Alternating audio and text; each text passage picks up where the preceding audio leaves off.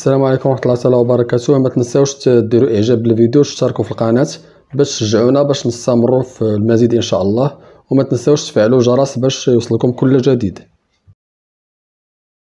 السلام عليكم ورحمه الله تعالى وبركاته. مرحبا بكم اعزائي الكرام في حصه جديده. اليوم غادي نشوفوا ميني بيتزا او بولي، يعني غنشوفوا بيتزا صغيورين ديال الدجاج. وهنا لا بغيتو تعوضوهم بلا داند ولا الكفته ولا اي حاجه بغيتو تعوضوها بهم ما كاينش مشكل. المهم حنا غنشوفوا لا باز، واللي بغى يجتهد في شي حاجه يجتهد فيها. لي زانغريديون بوغ 8 باكس، انا نشوفوا المقادير ل 8 اشخاص.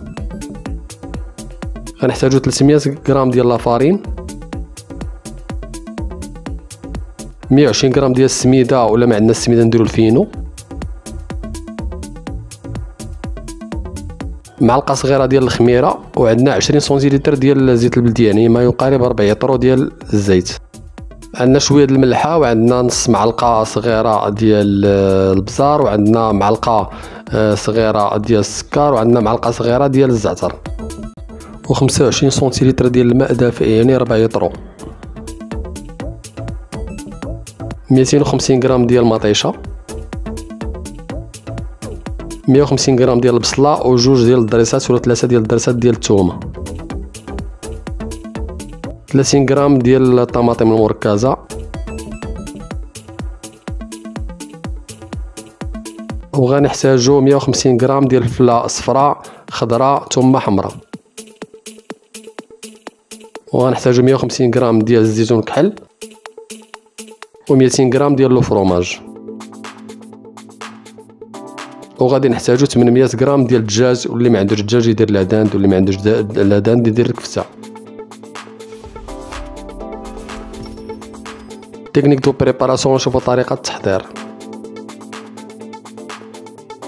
غادي نبداو اول حاجه غادي نصوبوا لاباطا بيتزا. دونك درنا لاباطا بيتزا بشكل جديد، درنا النص ديال لافارين، داك لافارين اللي كانت عندنا في الاولى درنا غير النص نتاعها، درنا معاه شويه الملحه وشويه البزار وشويه السنيده وشويه ديال الزعتر ومسحوق ديال الخميره او الخميره العاديه ديال العجينه. كنخلطوا داك المنتوجات اللي هي جافه، عاد كنزيدوا عليهم الزيت وكنزيدوا عليه الماء، وكنضربوا بالفوي، كنضربوا بالخلاط اليدوي.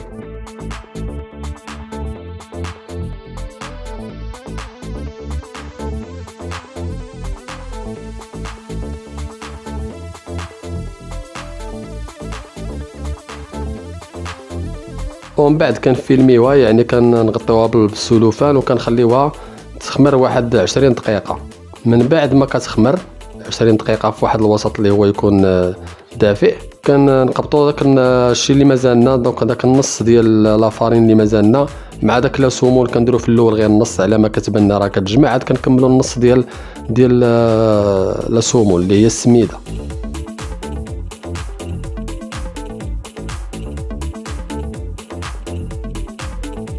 وكنخلي واحد شويه د لافارين باش التالي باش كنجمعوا لاباط ديالنا، هي هذه اللي دابا زدناها. دابا غنجمعوا لاباط ديالنا وغادي نعجنوها مزيان كما تلاحظوا. كنديروا دي بتيت بول، يعني كويرات صغيرين بحال هكذايا، اولا كنخليوها كويره كبيره اللي على حساب كل واحد شنو هذا. كنطلقوا لاباط ديالنا بالدلاك،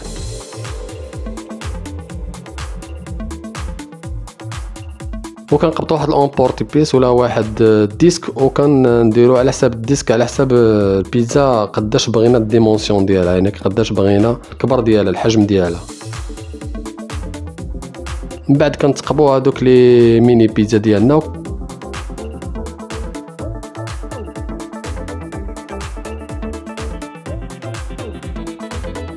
كندخلوهم للفران باش كيطيبوا واحد 5 دقائق، غير واحد على ما كتوقف لنا العجينه، ماشي كاع كيطيبوا كاع، على ما كتوقف لنا العجينه يعني بامكاننا نهزوها فوق يدينا.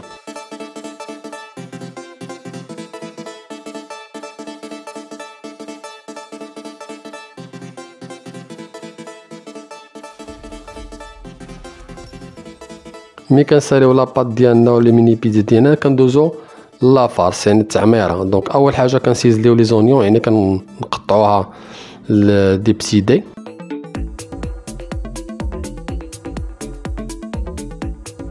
كنقبطو المطيشه ديالنا حتى هي كنقطعوها اون غرو دي، يعني تقطعها كما كانت حتى هي في التالي غتطحن.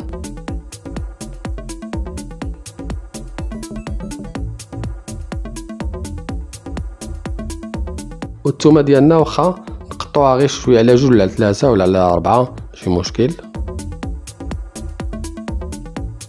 من بعد كنقطعوا الفلفله ديالنا وتنقطعوها اون جوليان، يعني كنقطعوها سو فورم دو سباغيتي ولا سو فورم دو باطوني ولا اعمده. نفس الطريقه بالنسبه للفلفله الحمراء ونفس الطريقه بالنسبه للفلفله الخضراء.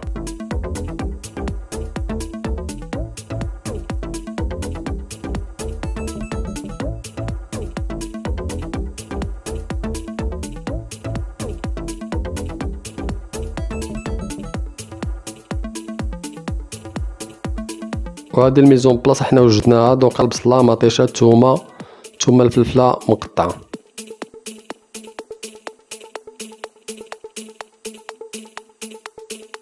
دابا غادي ندوزو للدجاج ديالنا، غادي نقطعو اون بتي دي كما تلاحظوا.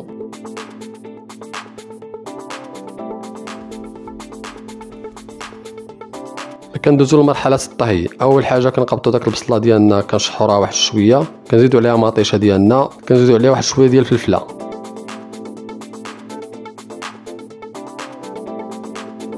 من بعد كنديروا الملحه والبزار ديالنا وشويه د الزعتر.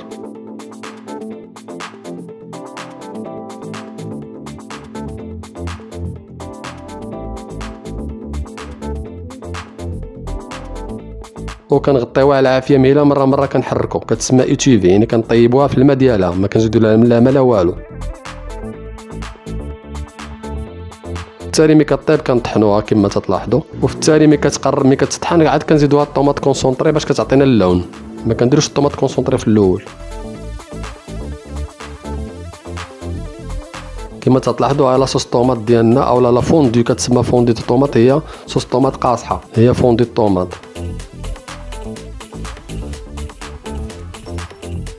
كنصوطيو هذاك الفلفله ديالنا كما لاحظتوا حتى هي كنيتيفيوها، يعني بلا ما بلا حتى شي حاجه. كنديروا لها الملحه والبزار ديالها.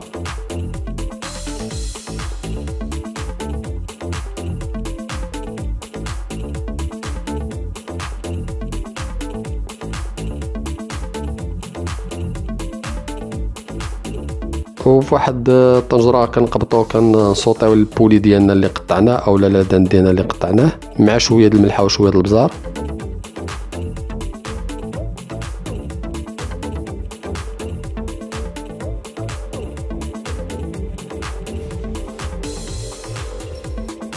وهذه الميزون بلاص ديالنا من بعد ما طابت.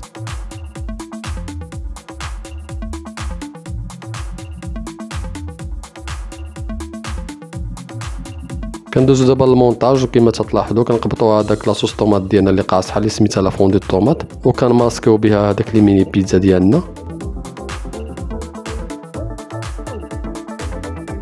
هنا عندنا جوج طرق، اما كنقبطوا الفرomاج هو الاول كنديروه على لاصوص طوماط وعاد كنديرو الكارنيتور من الفوق، ولا غنشوفوا الطريقه الثانيه من بعد واحد شويه. دونك كنديرو الفلفله ديالنا، تنديرو البولي ديالنا، الزيتون. بالنسبه للفاصره كل واحد كيدير يختار الطريقه اللي عجباتو.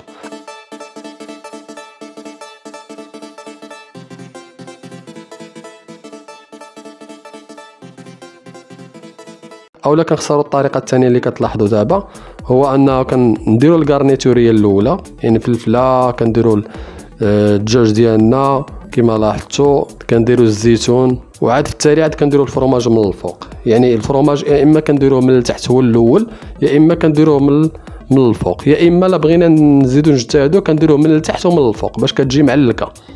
كنديروه من التحت، الا كان عندنا الفرomاج بزايد كنديروه من التحت وكنوليو نكملوا من الفوق باش ملي كتقطع كتجي معلكه.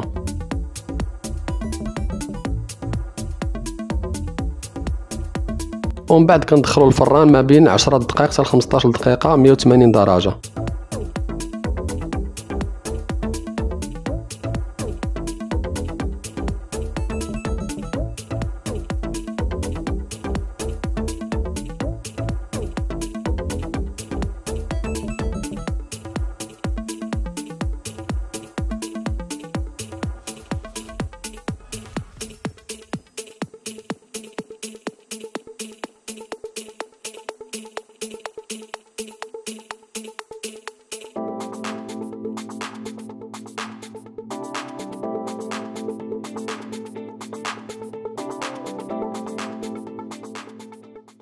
وبهذا نكونوا وصلنا لنهايه الفيديو. نتمنى تكونوا استفدتوا من الدرس. ما تنساوش تبارطاجيو القناه مع الاهل ديالكم الاصدقاء ديالكم الاحباب ديالكم لتعم الفائده.